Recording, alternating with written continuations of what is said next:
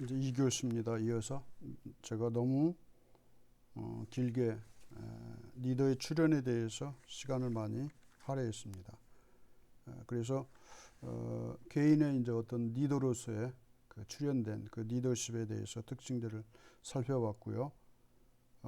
그 다음에 이제 자기 감시, 절제, 통제 능력이 높은 사람, 이런 사람이 낮은 사람보다 리더로 보여질 가능성이 높죠.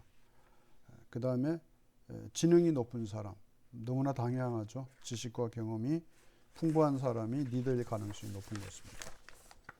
또 개인적으로 이제 개인의 어떤 능력과 성격이 이제 일정한 패턴, 일관성 있는 사람, 통일성, 일관성이 있는 사람이 리더일 가능성이 높죠. 너무나 사적인 그 욕심이 많아가지고 일관성이 없는 생활 패턴을 사고 패턴이나 판단하는 거나 행동이 일관성이 없는 사람은 리더로서 활동을 못하죠. 그래서 일관성 있는 사람이 개인적인 특성을 나타낼 때 리더가 될 가능성이 높다는 것입니다. 그 다음에 이제 앞에서 살펴본 두 번째 부분, 리더로서 어떤 그 교육 훈련을 통해서나 어떤 지식과 경험 또 어떤 행동하는 그 과정에서 터득된 경험들이 자신을 리더로서 성장하게 하는 그런 특성들도 있죠. 그래서 천성적인 리더도 있지만 성장 과정에서 리더로서 갖추게 되는 그런 어떤 성향도 있다는 것입니다. 그래서 앞에서 말한 성격 부분에서는 또 이런 것들이 있습니다. 신경증, 아까 다루었죠. 첫 번째에서 외부로부터 오는 스트레스를 잘 다룰 수 있는 그 터득된 그 트레이닝이 된 그런 사람들이 심리적 긴장 증상 이런 것들이 그 사람의 그 인격을 변화시키는 거죠. 그러니까 못 참으면 그냥 공격성이나 그렇게 불만을 토로하는 사람이 되겠지만 그러한 것들을 잘 극복하고 외부로부터 오는 스트레스를 잘 다스리는 그런 사람들이 그 리더가 될 수 있다는 거죠. 그러니까 이건 성격 문제죠. 그 다음에 아까 말씀드렸지만 내향성보다는 외향성이 더 좋다는 거죠. 리더로서. 첫 번째 설명드렸으니까 내향성, 외향성 설명 안 드립니다. 그 다음에 이제 경험에 대한 어떤 개방성.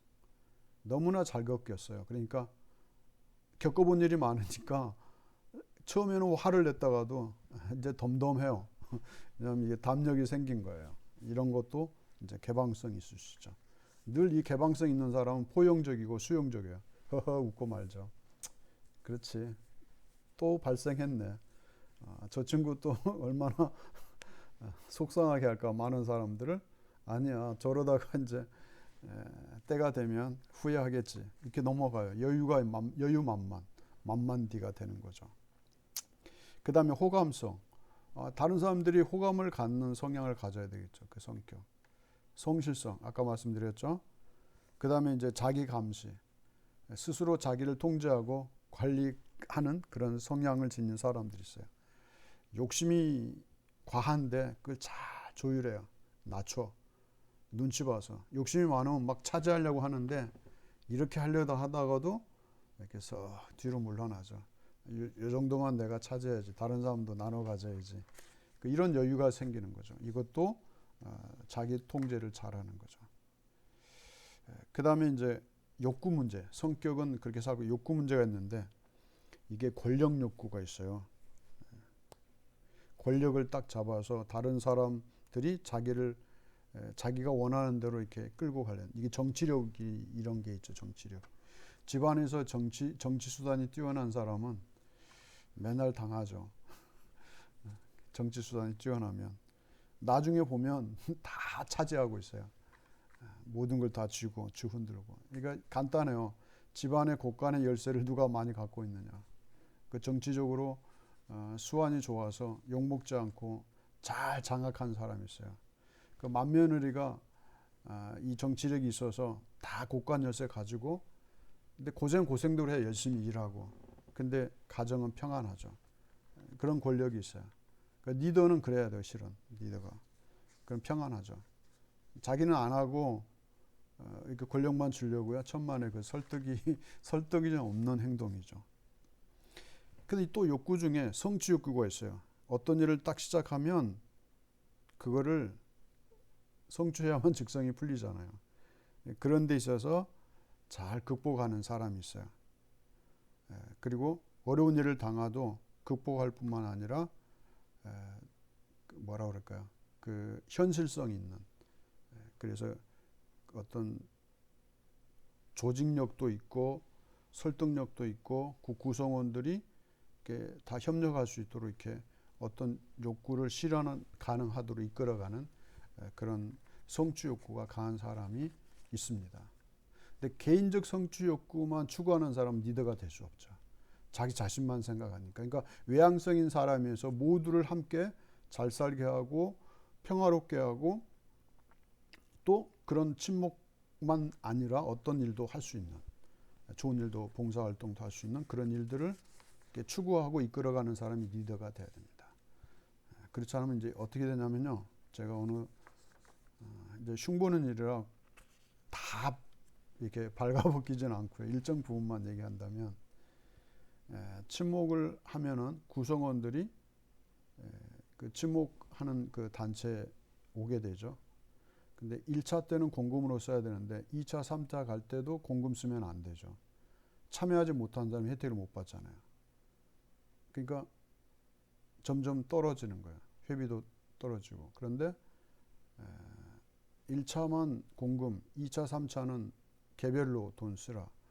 딱 규제하고 통제해버리면 이제 다음부터 참석 안 하는 사람 벌금 내면 되죠. 그래서 이게 통제가 되고 이렇게 유지가 잘 되는 이제 그런 모임을 봤어요. 그것도 굉장히 중요하죠. 그 다음에 이제 유친 욕구라는 게 있어요. 욕망인데 다른 사람과 함께 시간을 보내려고 하는 그런 욕구가 있어요. 혼자만이 아니에요. 혼자는 재미없어요. 그러니까 친구들과 만나야만 재미가 있는 사람이 있어요. 또 이 친구 만나서 얘기 안 하면 안 되는 사람이 있어요.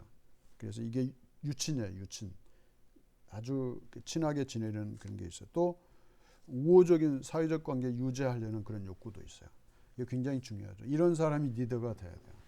유친 욕구가 없는데 혼자 있는 게 좋은 사람이 대표가 되면 싫어도 만나야 되잖아요. 그거 얼마나 힘들어. 내가 밥 살 때도 있어야 되고 많이 써야 되죠. 그러면 일단 친구 만나면 그 돈 써야죠. 그래서 이런 유친 욕구를 가진 사람이 리더가 돼야 된다. 그렇게 우리는 이해해야 됩니다. 두 번째는 이런 사람이 어느 공동체나 조직 안에서 지속적으로 성장할 수 있죠. 리더로서 성장하는 그 성향을 가진 사람이 어떤 사람이겠는가? 여러분 초반에 말씀드렸죠. 어떤 사람이 대통령이 돼야 될까라고 생각한다면 작은 조직 구성원 안에서 어떤 특성을 가진 사람이 리더가 돼야 된다고 판단했을 때 그럼 국가의 리더는 누가 돼야 될까? 이제 그것도 이제 유추해서 여러분이 지금부터 이제 생각하시기 바랍니다. 앞에서 살펴본 걸 토대로 계속 한번 생각해 보는 시간도 이렇게 가지시기 바랍니다. 그 다음에 이제 이 중요한 게 있어요. 이제 사람은 조직 안에서 성장해 가죠. 그런데 그 성장해 가는 그런 과정에서 딱 대별되는 사람이 있어요. 과제 지향성인 사람이 있어요. 업무 위주로. 일 중심인 사람의 리더십 성향이 있어요. 유형이. 어떤 사람은 일 중심이 아니라 사람 중심인 사람이 있어요. 두 가지 스타일이 있어요. 그러니까 집단의 공식적인 목표를 이렇게 성취하기 위해서 부하들이 그걸 잘 순응하고 따라올 수 있도록 집중하는 사람이 있어요. 그러니까 일 못하면 가만 안 있겠죠. 이 리더가. 그래서 부하들 항상 게으르고 책임 회피하는 대상으로 보는 사람이에요. 그러니까 항상 긴장돼 있어요. 어떻게 하면 부려먹을까? 왜? 일을 위해서, 목표 달성을 위해서. 그리고 일찍 간다 그러면 뭐 집에 일찍 가? 집에 가면 뭐 나와? 늦게 가, 늦게. 막 이렇게 말하는. 그러니까 이 사람은 가정 중심적인 사람이 아니라 직장 중심적인 사람이죠. 이런 상사를 만나면 괴로운 거예요. 이해가 되죠? 그 다음에 이제 이렇게 부하들에게 어떻게 지시하고 또 부하와 상의 없이 지시해 버려요. 그 목표를 설정하고 의사결정도 협의가 안 해요. 그냥 하달식으로 해버려요. 이 사람이 일 중심적인 사람의 유형이에요. 이런 리더는 필요할 때가 있지만 필요치 않는 조직도 있겠죠. 그러니까 그 조직이 어떤 조직이냐에 따라서 일 중심인 리더십이 필요한 조직이 있고 반대에 뭐예요? 사람 중심의 리더십을 가진 사람이 리더가 돼야 되는 그런 것들이 있다고요. 자, 여러분 법원, 검판사, 경찰, 군인 이건 뭐예요? 일 중심의 리더십이 가진 사람이 이끌어야 되겠죠. 사람 중심 사람은 그거 못 배겨요. 그 업무. 그러니까 그 공동체가 어떤 일을 하고 있느냐에 따라서 이 리더십 유형이 필요한 거죠. 근데 반면에 사람 중심인 사람이 있어요. 이 사람은 따뜻하고 어때? 배려가 많고 이렇게 지원을 해줘요. 은근슬쩍. 이런 문제는 이렇게 하는 거야. 뭐 그럴 수도 있지. 실수할 수도 있지. 근데 다음에는 안 돼. 요럴 때는 이렇게 하고 요럴 때는 이렇게 하는 거야. 아무도 없을 때 그 얘기 해줘요. 그 사람을 굉장히 존중하고 따뜻하게 대해주죠. 그것도 여태 몰라, 그것도 못해 이러면 이제 일 중심인 사람이죠. 뭐 했어요 지금까지? 그런 것도 하나 해결 못하고. 이거는 이제 일 중심이에요. 사람은 안중에도 없어요. 여러분 어떤 리더십을 원해요? 둘 다 장단점이 있다고 그랬어요. 이렇게 질서, 통제가 필요한 리더십은 일 중심이에요. 그 다음에 이제 부하들에게 관심을 가져요. 식구가 가족이 몇 명이고 어느 동네에 살고 출퇴근거리가 어떻고 그 사람의 개인적 성격까지도 파악하는 그런 관심을 가진 리더십은 그런 리더는 일보다 사람 중심이에요. 그러니까 사람을 잘 설득하고 건강하게 만들면 일은 저절로 된다는 걸 알고 있는 사람이에요. 놀아라 그러다 안 놀아요. 왜냐하면 그 자신이 존중받고 인정받고 이게 따뜻하게 진짜 인감이 넘치는 상사가 있는데 그 상사 배신하지 않죠. 일 중심의 사람은요 경쟁 치열하죠. 단칼에 배신하죠. 그러니까 그런 어떤 장단점이 있는 거예요. 그 다음에 이제 책임감을 가지고 일을 추구하는 거예요. 그 다음에 자기 통제가 가능해요. 왜냐하면 스스로 알아서 통제해요. 일 중심의 사람은 상사가 그 사람의 그 어떤 일과를 통제하는데 이 사람은 스스로 자기를 통제해요. 실컷 쉬다가도 이러면 안 되지, 일해야 되겠다고 알아서 일해요. 이게 이제 사람 중심의 리더십을 발휘할 때 이런 게 생각나는 거죠. 그 다음에 이제 자신이 하는 일에 긍지를 가져요. 싫어하지 않죠. 일 중심의 사람의 리더십 밑에 있는 사람은 일이 싫은 거야. 아니 상사가 싫지 왜 일을 싫어해? 근데 상사가 싫으면 일도 싫어하는 거예요. 그런데 이런 인간 중심의 리더십을 발휘하는 상사를 모시고 있는 사람들은 자신의 일이 즐거운 거예요. 그래서 여러분 어떤 리더십이 더 좋을까? 그건 이제 상황에 따라 달라요. 둘 중에 선택할 때. 여러분 어린이집의 그 리더십은 어때야 돼요? 뭐 아동 폭력이 심하고 뭐 학부모들 그 등살에 일 중심으로 갈 거예요, 원장님들? 사람 중심으로 갈 거예요. 원장님의 그 성향에 따라서 결정을 하시는 거예요. 일 중심으로 가면 그 원은 진짜 바득바득 갈겠죠, 일을. 다시는 여기 있나 보자. 기한 끝나면 저 내년에 딴 데 가기로 해서 이렇게 그렇게 나올 거예요. 그래서 이 두 가지는 어떻게 적절하게. 그런데 이 두 가지가 융합되면 더 좋겠죠. 두 가지가. 융합된다는 이야기는 공적인 것과 사적인 것을 구별하고. 제가 초반에 말씀드렸죠. 원장님들은 엄격하고 근엄하시라고. 그거는 일과 관련해서. 그러나 사적인 때는 인간 중심의 리더십을 발휘하셔야죠. 이 두 개가 잘 믹서가 된다면 원장님들이 운영하는 원은 훌륭한 그 리더십이 발휘되는 그런 원이 될 겁니다. 이것은 원장님들한테 달려 있죠. 그 의사결정 상황에서 부하와 상의하고, 인간 중심인 사람은 일 중심은 상의 안 하죠. 부하 입장에서 칭찬하고 또 부하의 가정사나 사적인 일에 관심을 갖고 배려해 주는 거죠.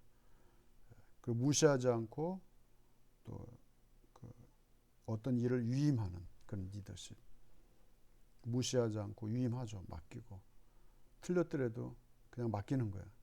실수할 것 같은데도 맡기는 거예요. 그 다음에 실수한 원인을 규명해 주고, 때문에 내가 그 막지 않았는데 일부러 안 막아서 경험해봐야 잘하지. 그리고 이제 이렇게 해야 돼. 다음에는 이렇게 설득하고 이해시키는 그런 리더십. 이게 사람 중심의 리더십입니다. 그래서 이것은 어떤 그 직무 현장에서 성장하는 과정에서 나타나는 거죠. 그러니까 여러분은 어떤 리더가 되고 싶습니까? 여기까지 하면 대통령은 어떤 리더십을 발휘해야 될까요? 이게 두 가지 다 공존해야 되겠죠. 두 가지. 하나 쪽으로 가면 안 되겠죠. 한편으로. 그래서 리더가 없는 대한민국, 어떤 리더가 필요할까? 왜냐하면 단순한 리더십으로는 우리 복잡한 한국 사회를 이끌어갈 수가 없어요. 너무나 다양해요. 어떤 리더십이냐, 이 두 가지가 아니에요. 아마 수십 가지 리더십이 필요할 거예요. 자, 군사 분야, 그 다음 우리나라 국가 회계 분야, 재정, 우리나라 교육, 인륜지 대계인 백년지 대계죠. 제가 실수했어요. 백년지 대계의 교육. 그 다음에 이게 복잡 다양한 코로나19가 발생하는 이런 보건 그 예방, 이런 또 굉장히 크죠. 그래서 요즘은 이제 보건도 어때요? 보건 대책도 이제 어떤 청으로 승격해야겠다 그랬죠. 그 다음에 또 뭐예요? 행정가로서 남북한 이런 상황에서 국가 간의 이런 그 긴장 고조되고 있는데 이거 어떻게 해결할 것인지.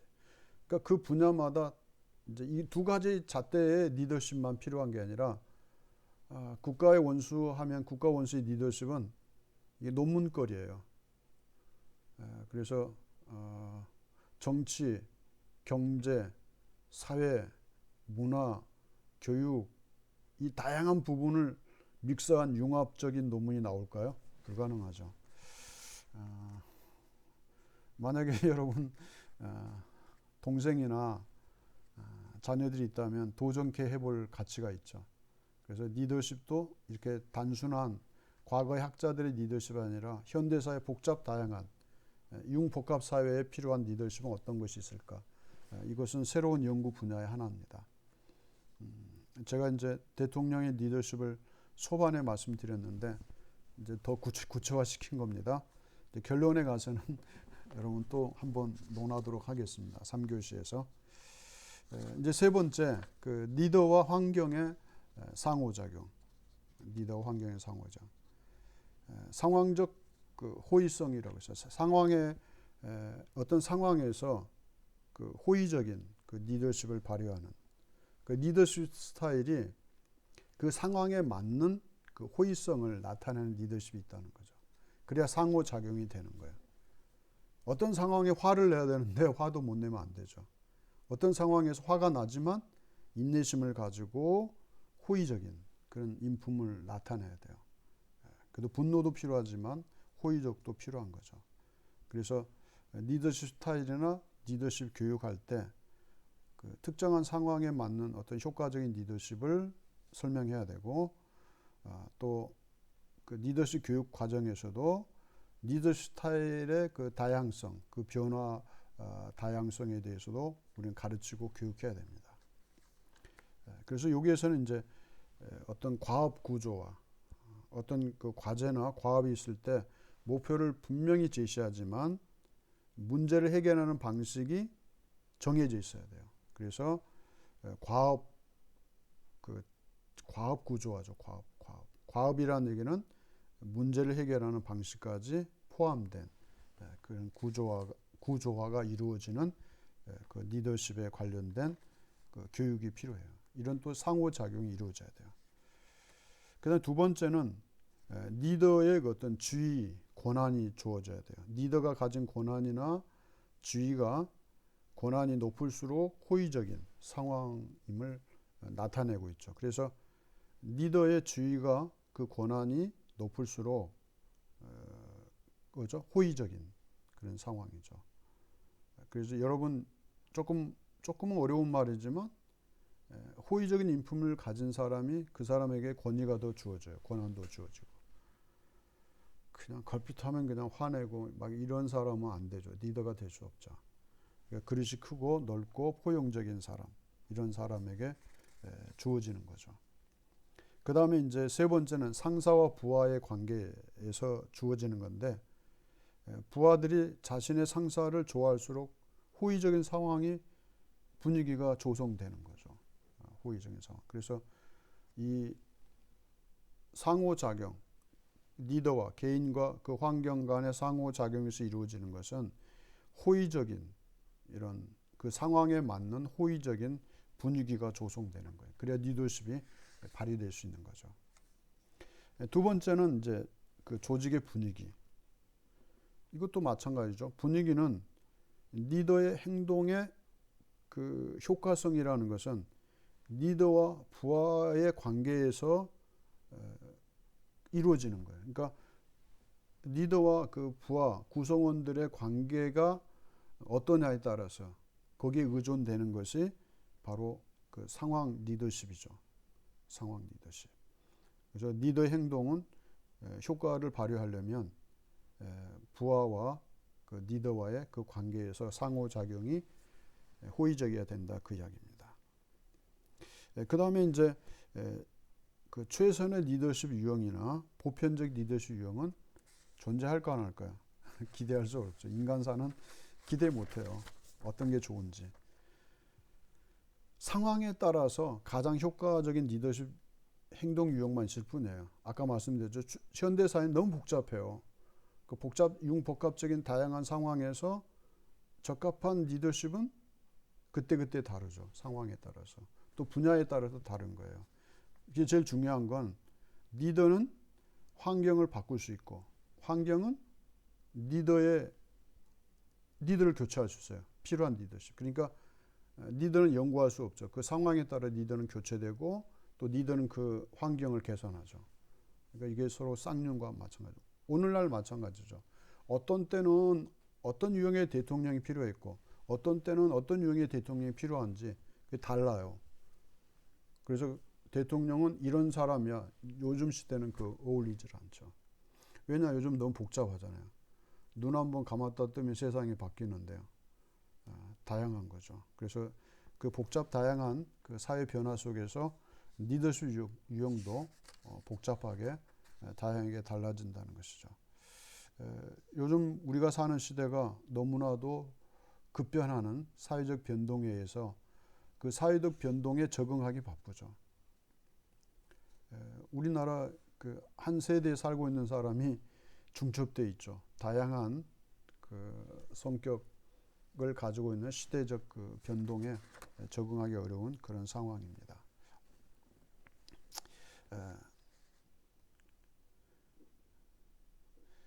그 다음에 이제 그 상황 이론 중에서 정보적 스타일, 또 사람을 강하게 끄는 스타일, 권위 있는 스타일, 친화적 스타일, 강압적 스타일, 전술적인 스타일. 이것은 여러분이 그 강의 안에 있는 내용을 읽어보시고 생각해보는 그런 시간을 가지시기 바랍니다. 그리고 진도 나갈 건 많은데 이건 건너뛰도록 하고요. 4번과 5번